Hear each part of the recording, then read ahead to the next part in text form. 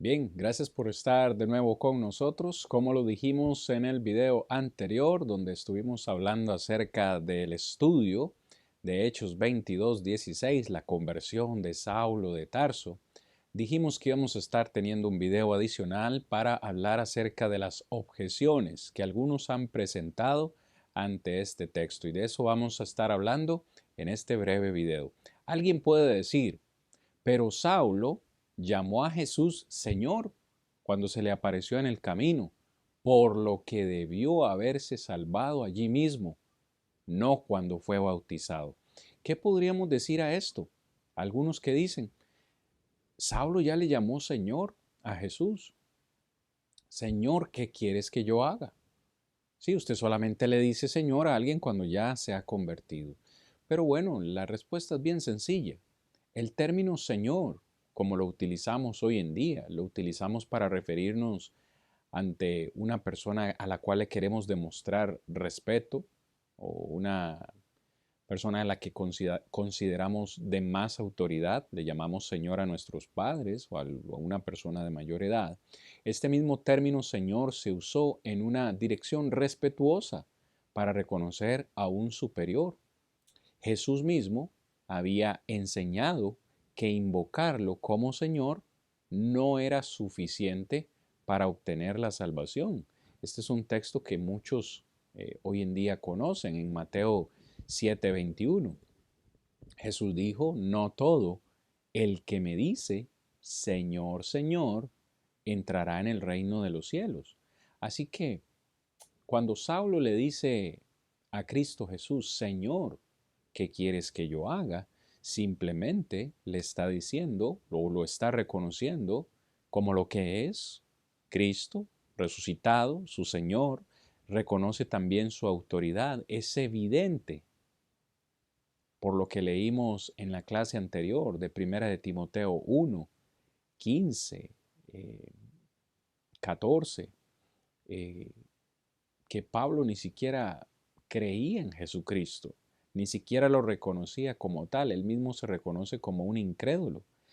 Saulo ni siquiera sabía quién era Jesús, ni siquiera lo reconocía. Por eso preguntó, ¿quién eres, Señor? Y Jesús se identifica como tal. Decir o afirmar que por las palabras de Pablo al referirse a Jesús como un Señor, ya lo hacen salvo, con todo respeto, amados y amigos, tiene poco peso. No, no tiene suficiente argumento para creerlo. Pero en segundo lugar, segunda objeción, alguien podría decir, pero Ananías llamó a Saulo hermano Saulo, lo que debe haber significado que ya era su hermano en Cristo antes de ser bautizado. En el contexto de Hechos capítulo 9, recuerde incluso que Ananías tenía temor de ir a predicarle a Saulo de Tarso, porque sabía quién era Saulo, sabía que Saulo había venido a la ciudad con la intención de perseguir cristianos, pero el Señor le animó a ir a predicarle a Saulo. Cuando tiene este encuentro con Saulo, le llama hermano, sí, pero recordemos que Ananías era judío y Saulo era judío. Juntos, por esa condición de judíos, eran hermanos israelitas. Era muy común entre los judíos que se refirieran unos a otros como hermano o hermanos. Hay varios textos en el Nuevo Testamento, Hechos capítulo 2, versículo 29. Pedro también llamó a los judíos hermanos. De igual forma en el capítulo 3, verso 17 y verso 22, Pablo en sus cartas a los corintios, a los romanos, también usa la misma expresión. Les habla o se dirige a ellos como hermanos por la condición de judíos.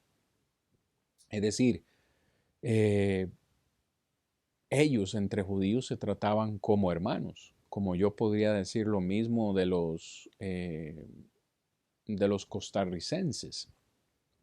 Ustedes saben que este servidor de ustedes es de Costa Rica y podría ser que culturalmente entre nosotros podamos decir, ese es mi hermano costarricense, ¿no? refiriéndonos a que somos de la misma nación.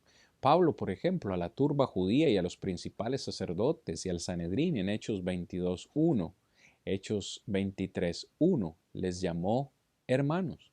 Pablo se refirió a sus compatriotas en la carne, es decir, a los judíos, como mis hermanos, en Romanos 9:3. Recuerde, entonces, cuando Ananías le fue a predicar a Saulo de Tarso, incluso tenía temor de él. El hecho que le haya llamado hermano no significa que eran hermanos en Cristo. Así que de nuevo, el argumento le sobra peso, le sobra validez.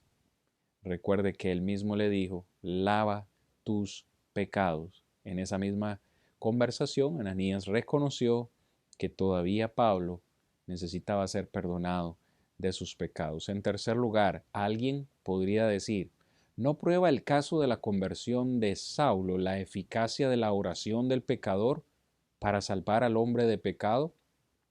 ¿Cuál es el argumento de los que dicen esto? Precisamente que Saulo estuvo en la ciudad por 3 días orando y ayunando al Señor. Y algunos dicen, bueno, esta es prueba significativa de que la oración del pecador salva al pecador. Es importante reconocer, es muy importante reconocer que el pasaje no menciona ni tampoco se implica en otro pasaje del Nuevo Testamento nada parecido a la oración del pecador. Esto es lo que dice el pasaje acerca de la oración de un pecador. Preste atención. Saulo tuvo una conversación con Jesús, en la que Saulo, le hizo 2 preguntas para recopilar información. Jesús no le respondió a Saulo que se había salvado a través de esta conversión. Saulo tampoco se salvó en el camino a Damasco haciendo una oración. Sí, Pablo pasó 3 días en Damasco orando, pero piense por un momento, si esa oración que Pablo hizo por 3 días es lo que algunos llaman la oración del pecador, ¿por qué duró Dios 3 días en responder esa oración? ¿Por qué no respondió inmediatamente, como algunos dicen? Si usted ya hizo esta oración, en este mismo momento usted ya es salvo. ¿Por qué esperó Dios 3 días para responder? Si Saulo no se salvó en la ciudad de Damasco orando por 3 días, entonces, ¿cuándo se salvó? Le refiero al estudio y usted podrá de nuevo ver en qué momento fue salvo Saulo de Tarso. Pero la realidad es que aun cuando Ananías llega a la escena, llega donde está Saulo, Saulo todavía tenía sus pecados en su vida y solo se le dio una solución para quitarlos. Y esa solución fue el bautismo. Le dijo, lava tus pecados. No se le dice esto a alguien que ya ha sido salvo. Es decir, si usted es salvo, si usted ya ha lavado sus pecados, yo no le voy a decir que lo haga de nuevo. Me sigue. La oración del pecador no se encuentra en esta conversión de Saulo y es en realidad refutada. La oración del pecador como tal no la vemos en este texto. Incluso ni siquiera sabemos cuál fue la oración de Saulo. ¿Qué estuvo Saulo orando por 3 días? ¿Cuáles fueron sus palabras? No lo sabemos. No lo sabemos. Cualquier cosa que usted y yo pensemos serán conjeturas, porque el texto no lo dice. Y tampoco dice que fue salvo a través de esa oración. Muy bien. Siguiente objeción. Algunos dicen, las escamas cayeron de los ojos de Saulo cuando aceptó a Jesús y eso fue prueba de que fue salvo antes de ser bautizados. De nuevo, el argumento de ellos es, Ananías vino donde estaba Saulo, impuso las manos sobre él para que recuperara la vista. Recuerde que a Saulo de Tarso lo rodeó una luz al mediodía, lo dejó ciego. tenía unas escamas en sus ojos y cuando Ananías viene y pone las manos, Saulo recibe sanación, ¿no? El argumento de ellos es, el que Pablo haya sido sanado es muestra ineludible de que el Señor ya le había perdonado. En primer lugar, ¿dónde dice en el texto que Saulo aceptó a Jesús en su corazón? Nosotros debemos tener cuidado de usar términos que la Biblia no muestra y en específico en este texto. La realidad debe ser dicha. Sí, Saulo recibió sanidad, recibió la vista. En ese mismo instante se le cayeron las escamas que tenía en los ojos y recuperó la vista. Pero la realidad es que fue eso algo físico, una sanidad física de alguien que estaba enfermo, en este caso Saulo. Pero una sanación física no tiene nada que ver con una sanación espiritual. Es decir, el que Dios me salve o me sane, me cure a mí una enfermedad, no significa que automáticamente eso perdone, limpie o quite mis pecados. Son dos cosas muy diferentes. La restauración de la vista física nada tiene que ver con la remisión de los pecados. Para quienes aseguran eso, les preguntamos, ¿dónde está en el versículo algo que una estos dos conceptos? La respuesta es que no existe. De nuevo, una vez más, el argumento queda sin peso y es irrelevante. Muy bien, el último que queremos considerar. Alguien puede decir, pero el agua no salva ni puede lavar los pecados. Así que el bautismo no puede ser necesario para la salvación. En cierta forma, esta declaración es cierta. El agua no tiene poder. El agua por sí sola es agua. El agua no tiene poder.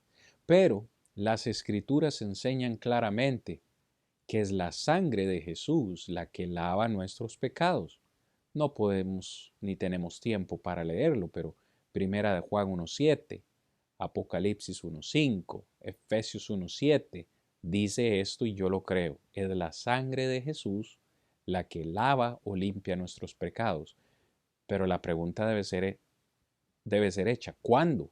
¿Cuándo es que la sangre de Jesús nos limpia? ¿En qué momento? ¿O cómo? Bueno, note estas conexiones hechas en la Escritura entre la sangre de Cristo y el bautismo del Nuevo Testamento. En primer lugar, la sangre de Cristo fue derramada en su muerte. Cuando uno es bautizado en Cristo Jesús, es bautizado en su muerte. Romanos capítulo 6, versos 3 en adelante, que estudiaremos luego.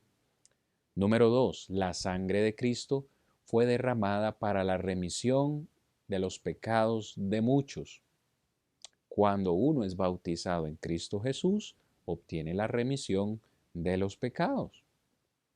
Punto número 3. La sangre de Cristo nos lavó nuestros pecados, dice Apocalipsis 1:5. Cuando uno es bautizado, uno puede lavar sus pecados. Hechos 22:16. Cuarto lugar, la sangre de Cristo fue derramada para santificar al pueblo. ¿Cuándo es que nosotros nos santificamos? Cuando uno es bautizado, cuando uno es bautizado, Jesús actúa para santificar y limpiarnos. Efesios 5:26. Sí, es cierto, el agua no perdona, el agua no nos limpia, el agua no nos salva, pero la sangre de Jesús sí. Y el único medio por el cual los beneficios de la sangre derramada de Jesús, es decir, que los pecados sean lavados, es el único momento que podemos recibir esos beneficios es a través de las aguas del bautismo. Usted podría continuar diciéndome, eso no tiene sentido. No debe tener sentido. Si Dios lo dice, simplemente hay que creerlo. Es decir, que cuando alguien entra a las aguas del bautismo con fe, creyendo lo que el Señor dice. Es la fe la que actúa en la vida del hombre. No es el agua, yo lo sé. No es el predicador, yo lo sé. No son palabras mágicas, yo lo sé. Es la fe. Es por eso que sin fe es imposible agradar a Dios. Es por eso que sin fe nadie podrá ser salvo, porque es la fe lo que actúa en la vida del hombre. Entonces, para terminar este video de objeciones, nos quedaba una más. Alguien puede decir, Saulo recibió el Espíritu Santo antes de su bautismo, por lo que debe haberse salvado antes de ser bautizado. En primer lugar, el texto no dice eso. El texto no dice que Saulo recibió el Espíritu antes de ser bautizado. Fíjese bien, el texto no nos dice cuándo recibió Saulo el Espíritu Santo. Si yo voy a Hechos capítulo 2, verso 38, sé que el Espíritu Santo se recibe únicamente en el momento del bautismo, por lo cual podría asegurar que Saulo de Tarso recibió el Espíritu Santo cuando se bautizó. Pero el texto solo nos dice que Saulo recibió la vista física de manos de Ananías. No existe una conexión necesaria entre recibir su vista y ser dotado del Espíritu Santo. No necesariamente ambas cosas ocurrieron simultáneamente. También recuerde que Ananías no era apóstol. Los únicos que tenían el poder de impartir el Espíritu Santo a otras personas eran los apóstoles. Ninguna otra persona. Ananías no era apóstol. No pudo haberle transmitido el Espíritu Santo a Saulo de Tarso a través de la imposición de las manos. De hecho, Saulo iba a recibir el Espíritu Santo para convertirse en apóstol de Jesucristo. Y eso, de ser lleno del Espíritu Santo, solo podía hacerlo el Señor mismo. Pero no se nos dice cuándo sucedió. Ahora, incluso si Saulo recibió el Espíritu Santo antes de ser bautizado, eso no cambia el mandato que Ananías le dio de ser bautizado. Si supusiéramos, que Saulo recibió el Espíritu Santo antes de ser bautizado, cosa que el texto no lo dice, pero si lo creyésemos, aunque lo haya recibido, eso no le dio la salvación de sus pecados, pues Ananías de nuevo le dice, levántate, bautízate y lava tus pecados invocando su nombre. Amados amigos y hermanos en Cristo, Saulo no fue salvo de sus pecados antes de ser bautizado para lavar sus pecados. Es lo que el texto nos enseña. Estas son algunas de las objeciones que se nos presentan ante este texto y que hemos tratado de darle respuesta. De nuevo, gracias por acompañarnos. Si este material es de bendición, compártalo con sus familiares, amigos en sus redes sociales. Paz en Cristo Jesús. Les amamos a todos.